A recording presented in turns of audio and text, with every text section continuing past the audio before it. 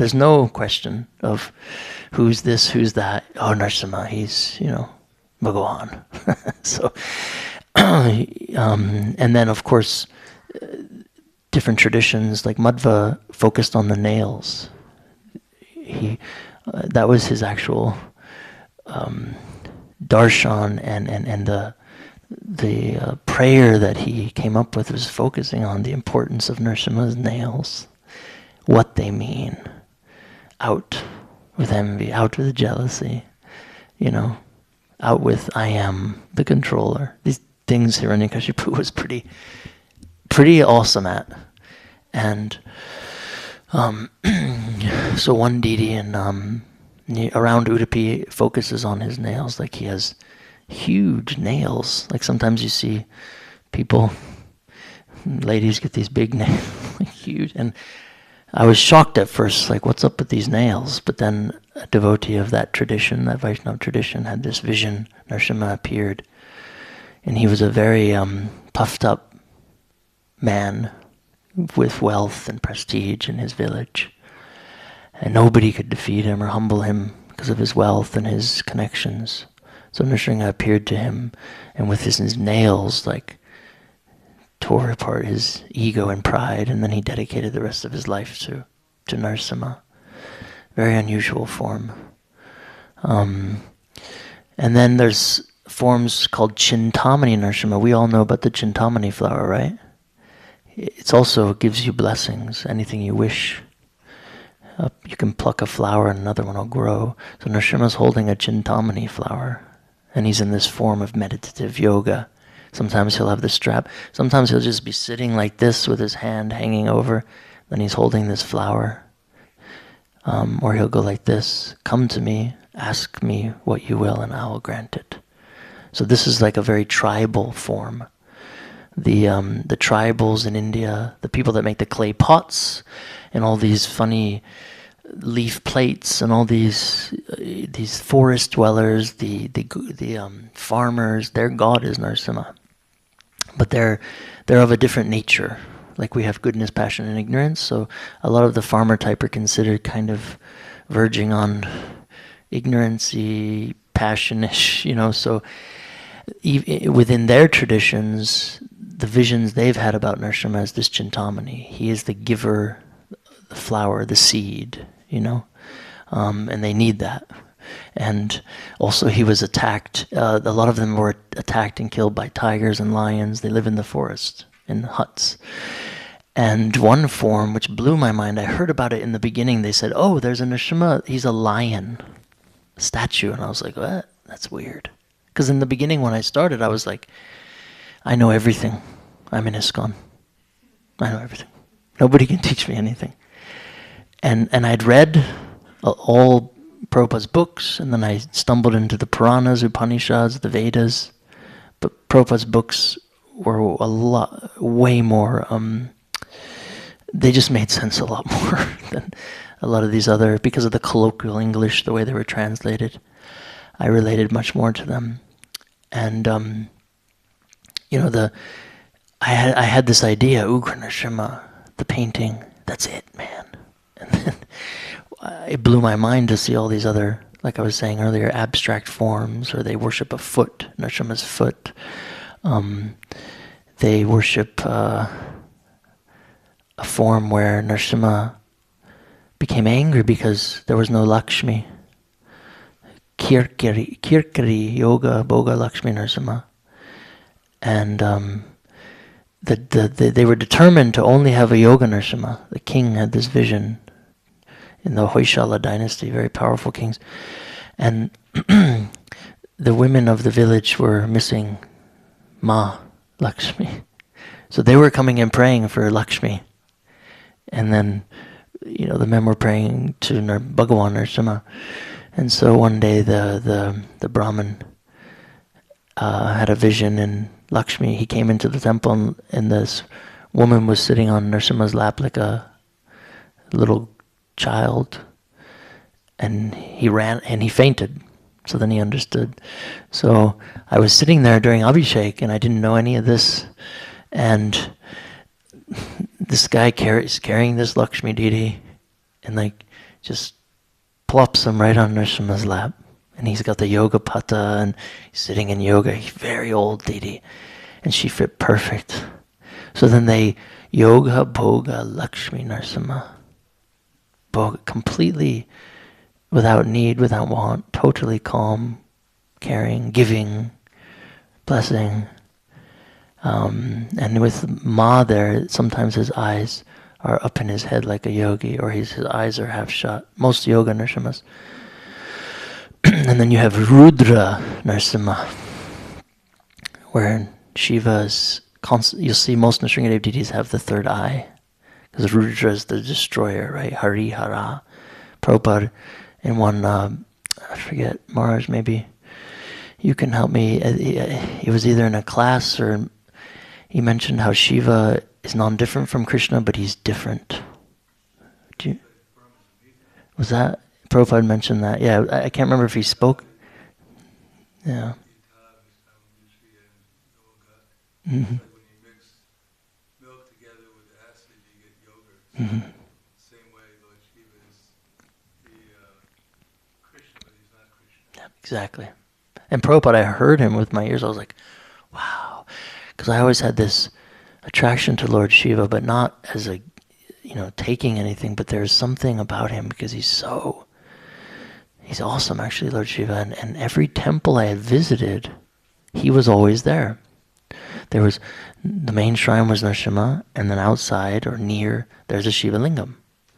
And then at first I was like, in ISKCON, he's a demigod, don't worship Shiva.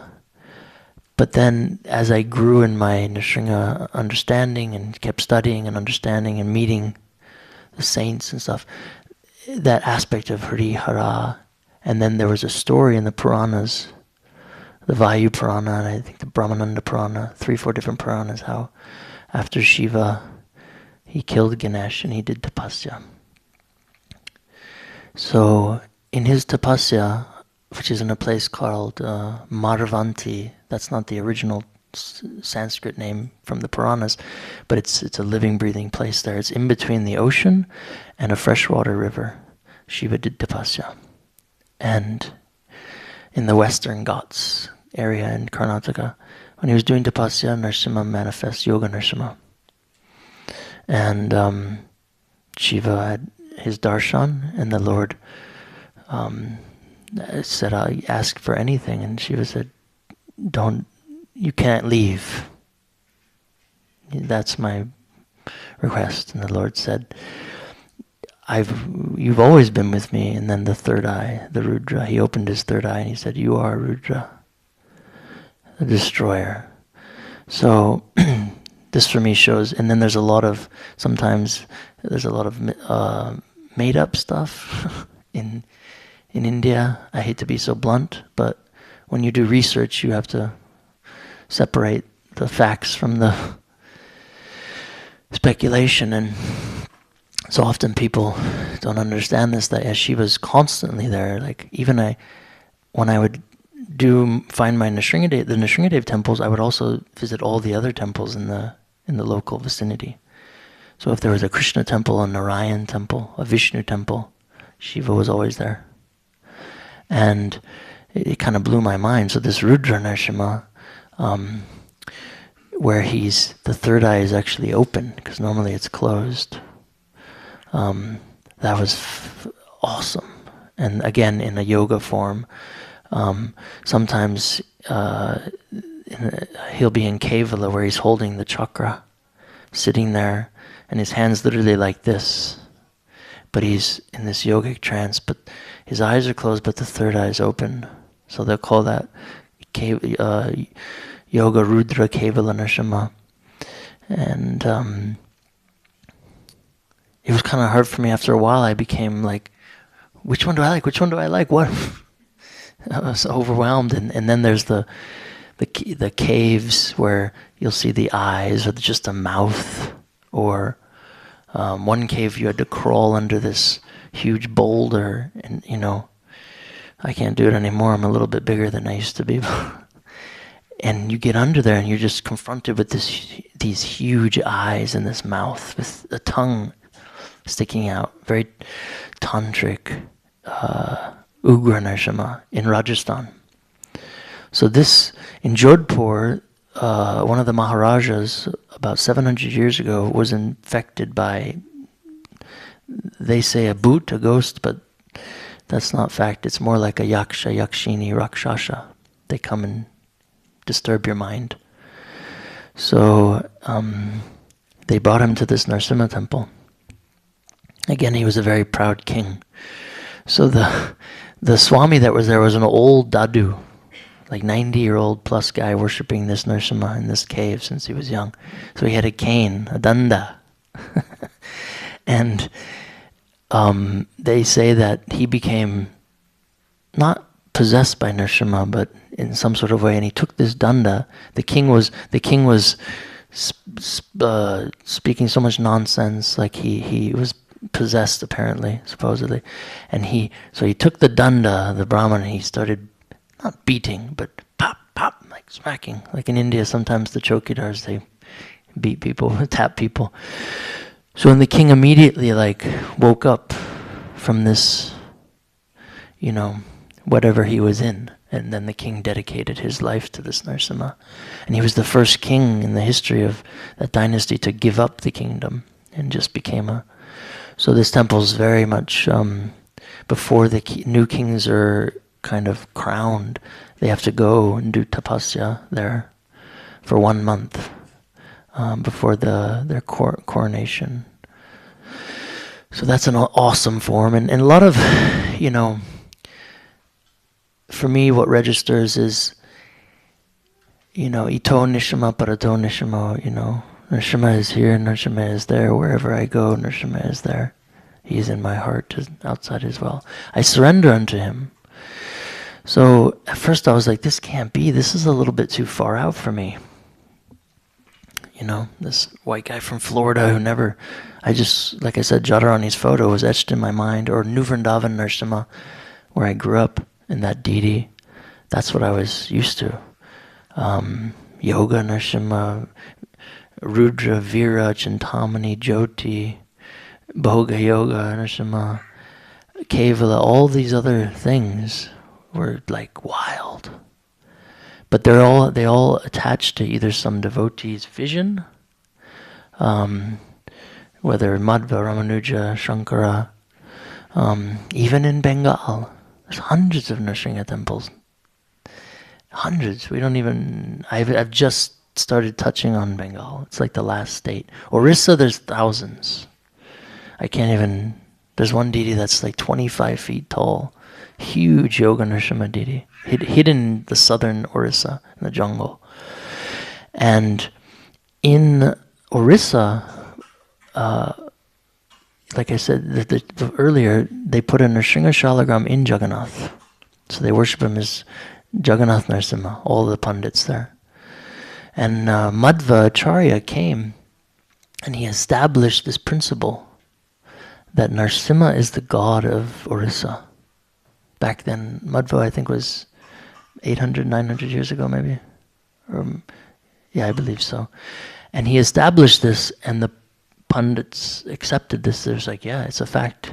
Jagannath Nrsimha. So they worship him every day, and there's this golden deity of Yoga Nrsimha like this big. He came out for COVID. I don't know if any of you saw this. Online, they posted the first time in the history. He came outside the temple. All the Brahmins are there, and he's sitting in yoga, And when I was doing my research there, a couple months ago, Orissa is very unusual because there was some invasions by a certain particular Western group, and so they're a little bit off Westerners. Not racist, just a little bit skeptical. So luckily I have some good friends there, and we were going around and they wouldn't show you the deity. The deities are covered up.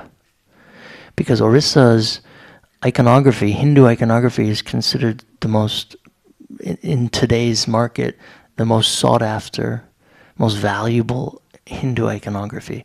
And the most valuable of that is Nrsimha. So many Nrsimha deities have been stolen. So you'll go to these temples and you're like, where's the deity? And there's just a a mound of cloth that looks like it hasn't been changed for years. And this, like, you can just see little eyes. So this time I was able to kind of convince them from the king of Orissa and his cousin, who's the first queen ever in Orissa. They're great Nrsimha devotees, so they kind of helped me. And some of these forms, thousands of years old, and they're metal. Normally we see stone is the traditional Morlava idol, but these ones were made thousands of years ago, and they're like solid gold. And they cover them, they'll paint them as well, so nobody steals them. And they worship him as Jagannath Nrsimha, that's what they call him. Not Nrsimha, Jagannath Nrsimha, Nrsimha Jagannath. So that's another form, and you'll see paintings where... And then, lastly, we have this beautiful Prahlad Nrsimha, the photo in Simhachalam, which is also a unique form, and a form that doesn't exist in the Shilpa Shastras or the Agama Kosh. It kind of came out from the dhyana or the vision or the desire of the devotees. And that's another aspect, how the Lord will manifest. He'll manifest, sometimes people will have dreams. Sometimes a great devotee will envision a very unique aspect or moment of the Lord. Like Prahlad, remember? When he got thrown off the mountain? It sounds weird to say that, like a kid gets chucked off a mountain. Boo! So he's falling, and then Vishnu caught him and brought him into this cave, which in India they call Simhachalam. That mountain there was the mountain that he was apparently, or a speck of the mountain he was thrown off. He brought him into this cave, and the Lord Vishnu was so, hang on, my dear, I'm coming. Prahlad wasn't even asking. He was just so happy to have the Lord there, and Vishnu said, ask of me anything. And Prahlad said, I want to see you. I want to see the form in which you killed my uncle, Hiranyaksha. And then he praised his uncle, the greatest, the most powerful of all, Hiranyaksha. And I want to see the form in which you're going to kill my father. So Prahlad wasn't astonished when he came. So Nrsimha manifests as Varaha and Nrsimha. And then Prahlad said, I want to keep this vision in my mind of these forms. And then this is when this dhyana of Varaha Nrsimha came, which they cover him in chandan every year because they believe he'll just destroy the universe, whatever. That's a little speculative, but they cover him in the ball of chandan. And the form is very small. I touched him when I was young, like I was saying earlier. When I was young, I don't know if it was just getting the nectar or if it was being a little bit too wild. But if a temple door was open, I was in it. And I showed up there like a couple days before the chandan was taken off, and I had no idea about the history, and I was like 17, 16. The chowkidar was asleep because it was just after lunch. Temples closed. Brahmins were sleeping. And I was like, well, I'll just go in and have darshan. So I went in, and there's this Varaha, and I hugged him, I touched him, put my head on his feet. And he's very unusual. He has the tail of a lion, which at the end is like, and then he has nails, but then the boar face with lion ears. Really unusual. And then the human legs and feet and, torso. And then the Brahmins came in, and they were probably cursing me. I didn't know the language, but I got the mercy and I was out of there. And then now I'm not banned from there, but I'm only allowed to go when they're there. But a lot of temples it was like that. I would just go in, because they cover the form, and I'm like, I want to see the deity. And in Ahobilam, in the beginning, the forms were uncovered. Now you go there, and even though the Brahmins have known me since I was young, and they know I would go in the temples and do puja, because they wouldn't, because they were too lazy, or scared of the tigers or whatever. Now all the forms are covered, and they're like, no photos, just sit there and have darshan. You're not allowed to come any closer. It's interesting, but, so yeah, and then there's forms of the dhyana, the vision the devotee had. So those forms were then created, like Prahlad Nrsimha and Simhachalam. So, and then, they're not shastrically mentioned, but it's verified because of the love and devotion. He appeared that way.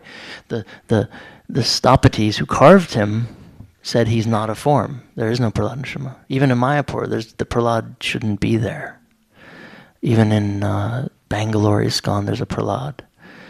And the Stapatis will tell you no, but then at the same time they have to eat, they have a family. So some of them will break the traditions, or they'll have a vision. Like the guy who did Mayapur Nrsimha had a bit of a vision. He was doing heavy tapasya. The vision was he should not make this form. When they asked, because I have the original drawing, the sketching of that, from that Stapati, and he was told repeatedly, no, through his visions. But he went against it, and then hence his house and everything burnt to the ground, supposedly, in the rain. And then in the end, the Lord said, then you have to worship me now. He wouldn't wait for the Pram-pratishtha, so the Pram-pratishtha was done months before he arrived in Mayapur. And the Lord said, then you have to worship me. It's far out. And so that form is, very unique. And though we're not supposed to worship Stanu, because he appeared, and just for those who weren't here earlier, or no, I don't think I mentioned earlier. So I was talking to Atul in the car, and it was like, if someone's screaming in there, your brother, sister, your wife, your husband, your kid, help me! Someone's trying to kill me. You're going as fast as you can. You're going to kick that door in. And once you're in, you're looking at what's going on here. I need to protect this person. That's stanu. So imagine if you break the door down and someone's like, hey Prabhu, I need you to do this service for me tomorrow at like 6 p.m. And you're trying to save your kid or your friend, and someone's coming in like asking for something. So this form of stanu that's why technically we don't worship him. And now he could have, they say he mellowed out and they talked about all that stuff, but that's another story. But he's there, and he's the only one of that form. I've seen a few other abstract ones, like a pillar and then something on the pillar, but they say it's Stanu Nrsimha, so they worship the pillar. The pillar is feminine. It's called Stambhadri. So the pillar, there's a form where it's Stambhadri Nrsimha. So the pillar gave birth to Nrsimha, and then that's which is a very incredible. It was an incredible thing that once I learned that, I was like, geez. And then they showed the shastric references from the Shilpa Vedas and everything. And so sometimes you'll go and there's just a pillar in a cave, Nrsimha, and so those forms and I say, if you do have a vision or a thought, if you're so blessed, sometimes the Lord will appear to some of us lucky ones, or whoever's lucky enough. I'm still waiting, but Lakshmi Nrsimha sometimes, Yoga Nrsimha. For me now, it's Yoga Nrsimha. I've really gone off that heavy duty. And very much focused on this aspect of Yoga Nrsimha because of the subtle meaning behind it, controlling the mind, body, and the senses, And so that's kind of a broad view of his forms. And just in the first book, I focused on a lot of his different forms. In the second book I'm working on, it's just Yoga Nrsimha. And the importance and the relevance of that today. And then Prahlad being the kind of the first true yogi. And then the historical saints, Prabhupada brought those teachings, right? Bhakti-Vinod, Bhaktisiddhanta, then Madhva Ramanuja, and then the contemporary devotees.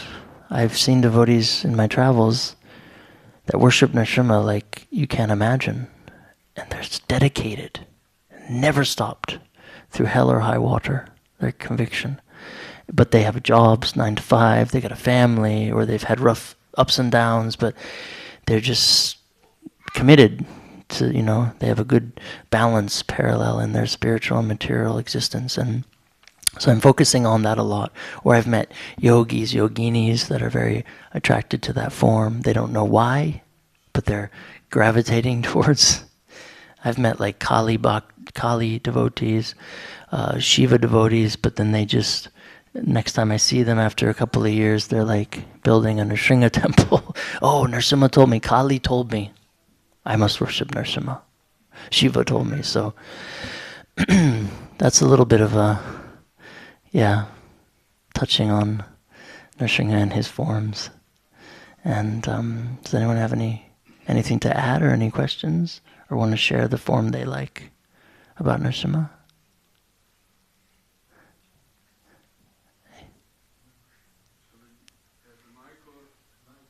I can speak loud. There's a mic. There's a mic? No, it's a mic. Oh, okay.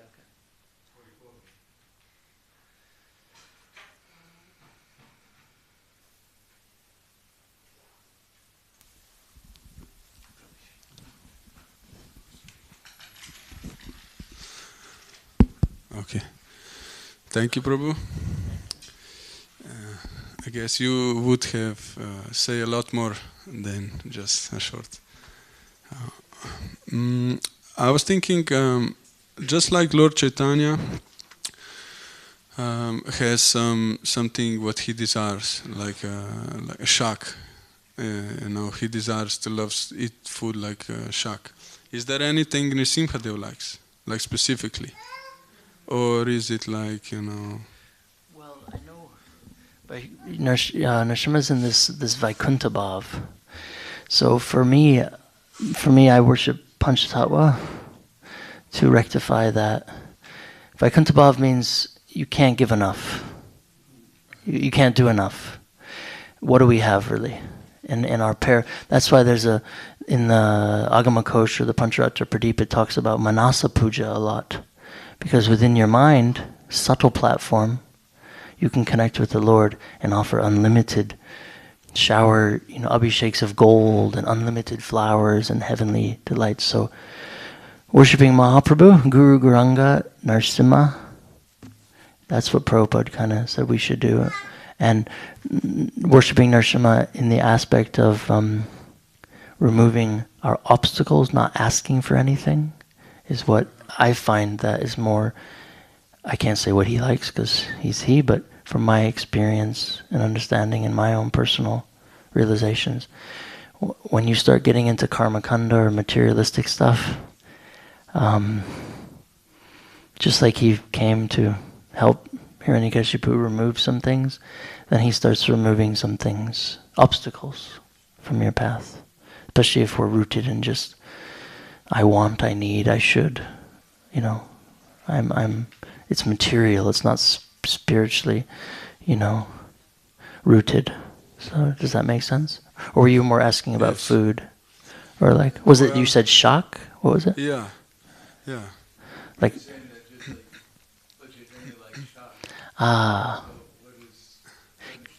well, there's a panikam. Panikam is, Panikam? It's like syrup with, like maple syrup in a sense, with a lot of chili, lemon, pepper, and do they put mint? I can't remember. You can look it up. It's called panikam. You can make it yourself. It's very, so Nrsimha in or they call it jaggery, panikam. So there's a temple in Andhra. It's a volcano. It's an active volcano. Scientists have made that discovery. And this panikam that they offer to Nrsimha keeps the volcano from erupting. That's what these scientists discovered. And it's in the shape of an elephant. Very unique. It's also mentioned in the Puranas, this Panaka Nrsimha, and it's a mouth. So you go in this cave on top of the mountain. The Pandavas were in this area. There's a temple that they say was worshipped by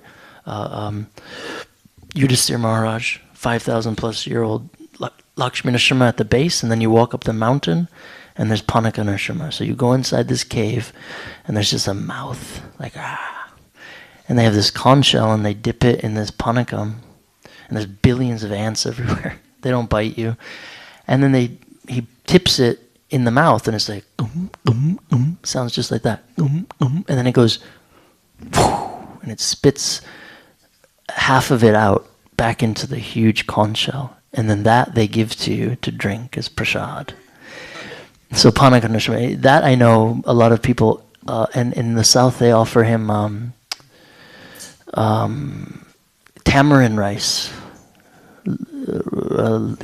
curd rice or tamarind rice. A lot of temples I've noticed throughout Karnataka and Tamil Nadu, they say that's Nrsimha's favorite. But if you taste it, it would be your favorite too, because it's delicious. So yeah, it makes sense. But yeah, Panaka, that temple I went in one day because the Brahmins have to go down to get the water from the well. So he told me, sit there.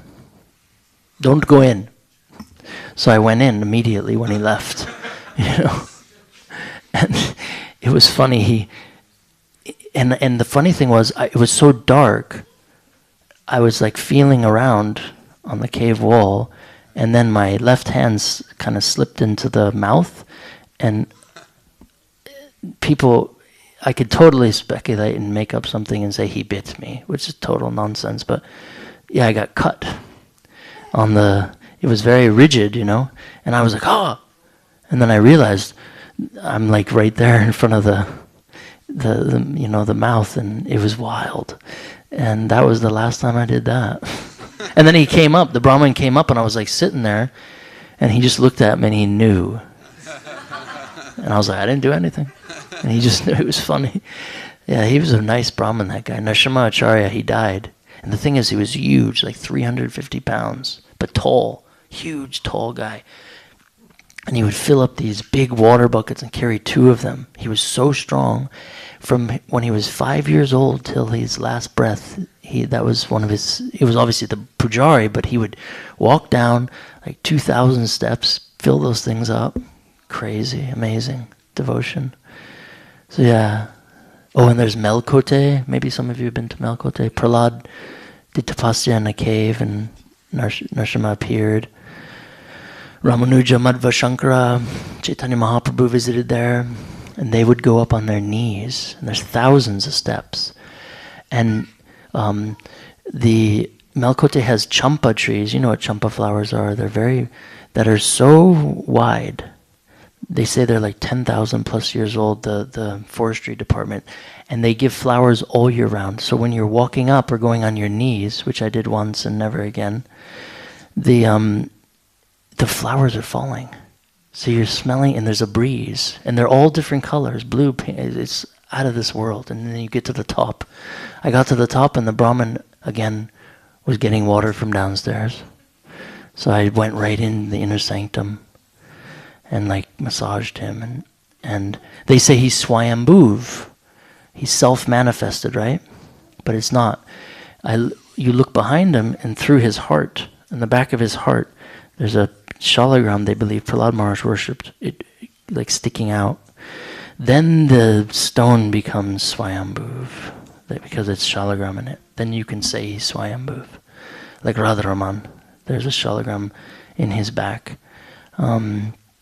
So yeah, that was amazing to witness that. And now as I've gotten older, I can't get away with much anymore. And times have changed in India. All the temples have cameras. Like in Ahobilam, when they first put the doors on, because I was like, wait a minute, for so many years, like I would take friends or devotees, Swami, Radhanath Swami, so many people came. And I was just like, okay, I would gently rip the doors off, and now you can't, but they put vault doors on and stuff. But it was so amazing to have that personal, get the nectar type of thing. And it fueled and then where I realized the real nectar is his people and their relationship to him. One guy in Tandanur, where Ramanuja was they were going to kill him. The Jains wanted to kill Ramanuja because he was converting so many people to Vaishnavism. So these kings were after him, and he hid in this place called Tandanur, in the mountains. And there was an ancient Narasimha deity, or a place where Prahlad also did tapasya, they believe. And there's a deity there, and there's a danda, small little danda. And one of the Jains who came to kill Ramanuja, his daughter came with him, and she became mentally, she went a bit bonkers, lost her mind. So the king was like, what am I got to kill this guy, my daughter, she's going. So one of his Jain, like guru, had a dream and said, go speak to Ramanuja and ask him to offer prayers to Narasimha. Narasimha will fix her. So the Jain had to let go of his hatred, and he went and approached Ramanuja, who was living in the temple, and he brought his daughter before. The accounts are there, like the chronology, and she was shaking, and Ramanuja took the Narasimha Danda and just tapped her on the head, and then she fell, like blacked out, and then woke up some days later, and she became one of the greatest disciples of Ramanuja and established many Narasimha temples, and her father also became a disciple. So that they call him Narasimha Danda. So the Brahmin there, his family has been worshipping that deity for 700 years without fail. And he was one of the most intense guys. I couldn't get away with anything. He was like, wow. I was trying to photograph that deity for 20 years. He refused. I tried everything. Bribes, breaking in at night. I even bought bolt cutters from America to like break the lock. I was like, this guy's not going to get away with it. It ain't happening. It was funny because I was so young. And then this last time, I brought him the book. Because I always wondered why he never let me take photos. So I brought him the first book. And he was crying. He said, finally, you've been telling me for 25 years you're doing this book. Now you can take a photo. Because I told you it took 18 years to do the first book, and then he got the book, 7 years later? So yeah, almost 25 years. And he totally opened up and beat us all with the danda, the camera crew and everything, like very far out form of yoga Narasimha. And Ramanuja did a lot of tapasya in this area, and yeah, far out. The devotees come, there's crystals everywhere, these white gems sticking out of the earth. It's a very rich deposit of minerals and stuff. So people come and they offer, you go down and they get these gems and they wash them in the kund and then they offer them to Narasimha. So you go in sometimes and there's just like, looks like diamonds everywhere and like multitudes of colors and so far out. Yeah, so Panaka. Panakam or Jaggery they call it. So look that up. And someone can make it here, it's not difficult. Jai Shri Shri Panchatattva Bhagavan Ki Jai Shri Narasimha Chaitanya.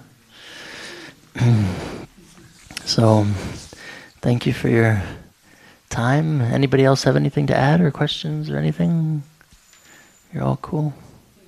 Well, I may have one more question. Okay. You kind of went into it. As you said that all this karma kanda Nrsimhadev doesn't like. What have you seen, or what do you think, or how is it that some grihastas worship, how can they worship Ugra Nrsimhadev? Well, I say they should worship Ugra Nrsimhadev. It's a misconception. There's nothing on any scripture. I know I've been studying this for more than half my life. The only thing it mentions that a grihasta, a woman, a man who's not a Naishtika brahmachari, is in the Shalagram Kosha. So Shalagram's non-different from God. It's him. When you have him, he's with you. He doesn't come and go. Like a deity, he can come and go. So Ugra Nrsimha Shalagram should not even be looked upon by a woman or a person who's not a renunciate. Because for a renunciate, they're socially dead. They have nothing. They need nothing. So there's nothing to take, to remove as a spiritual impediment. So they're safe. That's the only thing. But as far as the forms of like an idol, wooden, stone, brass, whatever, bronze, clay. No, grihastas should worship Ugra Nrsimha because their problems they have are envy, jealousy, not the biological stuff, eating, sleeping, mating, and defending. If you get rid of envy and jealousy, eating, sleeping, mating, and defending start to dwindle a lot more. It's because of envy and jealousy those things keep building. So Ugra Nrsimha represents removing those. So as a grihasta, you're dealing with I was married, you deal with your wife, you have to be humble. If you're not a humble man, good luck. You will be beat. Because that's the stri. Stri is pride, the man is ego. Ego can be humbled, pride can never be humbled. So you cannot, that's why Gurukula is there, to humble the boy, to get him moving into the next phase. So you can't go through marriage without humility, or they will humble you. That's Sri. So Ugra Nrsimha, that form, if Prabhupada thought it was wrong, he would have told Jadharani, don't paint that. Prabhupada said, that's the one. That's the painting should be in every single home and every single temple. So he encouraged, that's the form. So I always tell people, I had this talk with Krishna Kshetra Maharaj and his beautiful disciples some weeks ago. And that same question was asked about Ugra Nrsimha. And all the hundreds and hundreds of temples I see in India, like I'll show you tomorrow in the slideshow, 8-10-foot Ugra Nrsimhadev deities, more fearful than you can fathom. They're worshipped by happy grihastas. Fat guys that are happy. The wife is happy. The kids are great. They're totally satisfied. Not one of them is suffering. Not one of them has some atrocity. All this, it's nonsense. It's not true. It's fiction. It's made up. It's lies. Nrsimhadev is not going to hurt you, take something from you because you want to worship him. Only a Ugra Nrsimha Shalagram. That's where it's written. So I always tell people, you like Ugra Nrsimha? Worship him. Trust me. He navigates you and can protect you from a lot. But the problem is, do you want to be protected from that? Because we want to enjoy. We're humans. We want sense gratification. So it's not that he's gonna, you cannot serve your wife. This is all, no. But there's serving the Grihastha ashram properly, and then there's serving it improperly for both male and female. And Ugra Nrsimha, in my opinion and research, and I see that he helps. Even in ISKCON I've seen. But Ugra Nrsimha, I've seen Grihastas, the Lord will accept, okay. And he doesn't.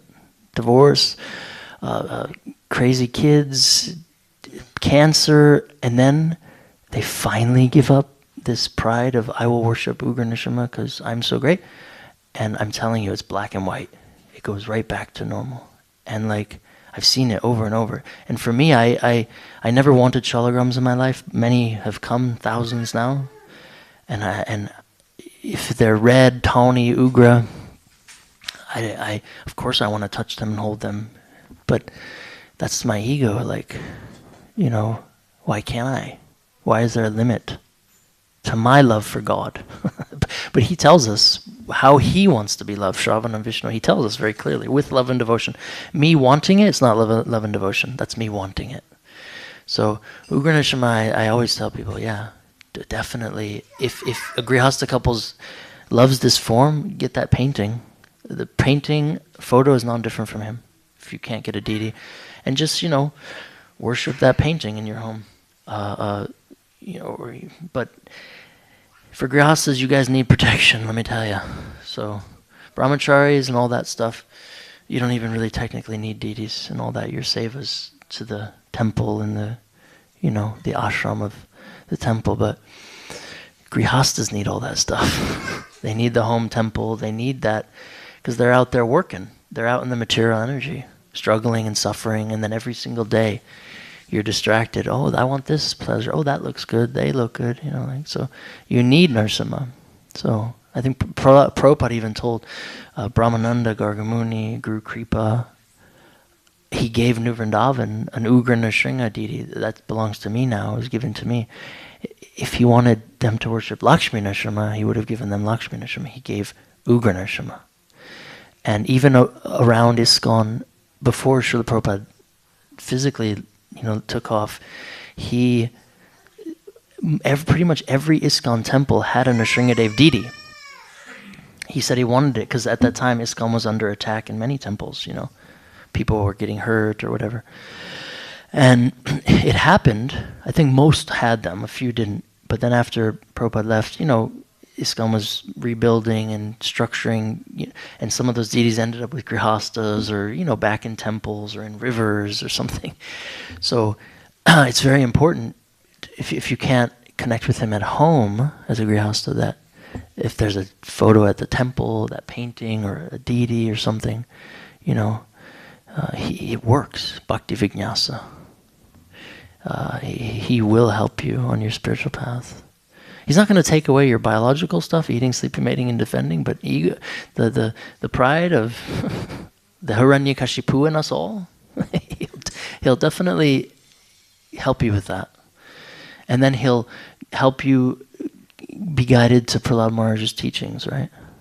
Don't reject, but don't, what do they say? Hating is the opposite of love. Don't, material nature, God, grihastas are so degenerates, are so lusty, they're so, if you're a brahmachari, tendency is like that, right? Or the grihastas will criticize the brahmacharis, they're not working, they're a bunch of bums, I've seen it, I travel all over, but no. Both ashrams support each other. So the grihastas find inspiration from the brahmacharis and brahmanas, and the brahmacharis find inspiration from the grihastas, because the grihasta ashram is actually more difficult, trust me. I mean, people here that are married know. You have to be a Brahmin. You have to, that teaching of brahmacharya or self-control or humility goes so deep, And Nrsingadev will protect you in that. So, yes, Ugra Nrsimha ki jai. I'm not telling you to get it, but if you're attracted, don't feel bad. Like, I know a lot of, when I was in Samachalam last year with Satyanandan Swami, and Krishna Kshetra Maharaj was there, I had a bunch of deities, like, I brought a few as well to show you guys if anybody wants some. I would travel with hundreds of deities, and then I would put them on these ancient deities. I would put them on the ancient deity and do yagyas and pujas and abhisheks. So they're very potent deities. So I had not that many Ugra Nrsimhas, but I was in Samachalam and I was just watching every day. I do it sometimes. Who's going to I wonder if it's the guys, the brahmacharis that are going to be Ugra Nrsimha, or the grihastas, or the women. And it was all women. The ones that took those deities was all women. And it was really cool actually. I loved it. Some were married, two were not. Two were going to university and stuff. And I just said, be consistent. That's all. If you offer a leaf, incense, water, even if you're not home, or if you're not clean, your mind is clean. You can offer in your mind. If today I can't do puja because of some reason, whatever, you can do puja in your mind. So you never miss. So we're blessed in this Vaishnav movement. We're to have Nrsimha. Anybody have anything else? I don't want to keep you guys too late because it's Friday. Anything? You mentioned Varaha Nrsingadev. Is there any more specifics you can say about Varaha Nrsimha's deities? Are there many deities? Yeah, there's. I made one of that form. Well, there's in Ahobilam there's Krodha Nrsimha, so that's another name for Varaha Nrsimha. That's very unusual, that form. But the original one is Simachalam, where he's man, lion, boar. He's very abstract because he's so old. You see sometimes in India even if those deities in Vrindavan or in Jaipur, Radha Govinda, Gopinath, you can't even see the features or anything, because they're worn down or whatever. So when I was there, I was very close to him, looking at his features, and yeah, it's a very unusual form, and you can buy those forms online, Varaha Nrsimha, little fiberglass ones if you're interested in that. But for me, that form represents those two, Varaha and Nrsimha. Worshipping Varaha is, the significance of that is stubbornness. Hiranyaksha was extremely stubborn, also envious and jealous. But Hiranyaksha took no advice, egotistical. It's like the epitome of ego and narcissistic, sociopathic behavior. More than Hiranyakashipu just hated Vishnu, but he wasn't like a sociopath wanting to kill everybody like Hiranyaksha did, So Varaha removes this inward, almost filth, hidden within us. We're all capable of that, So that worshipping Varaha and Nrsimha. So a lot of people in India will have separate deities. They'll have a Varaha and a Nrsimha. But worshipping it combined, they're together, you get in one go, they say in India. So I always was gravitated to that form because of the significance of Varaha and Nrsimha. And without Varaha, there's no Nrsimha. Varaha made it to where Nrsimha comes, because he killed Hiranyakashipu's brother. So, yeah. Is that okay? I could go on forever, but... Anything from the ladies? Hey.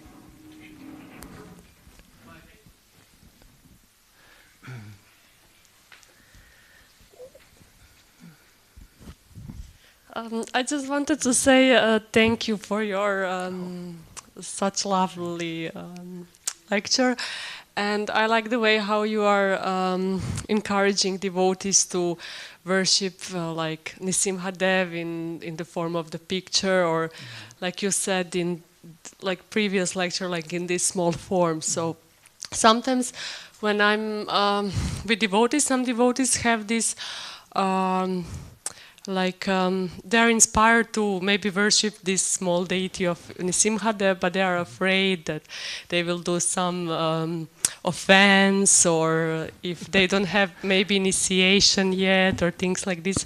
So maybe you can ask your, like, if you're aspiring for a guru, what they think. Or see, a lot of the deities, even Prabhupada said the home deities don't have to be installed. They can be installed if you're strict. Like I say, if the woman doesn't have a job and she's home, then she can obviously look after the temple. But a lot of times home deities aren't installed. So and even in India, the same thing goes. There's no pram pratishta when a devotee brings an idol into his home.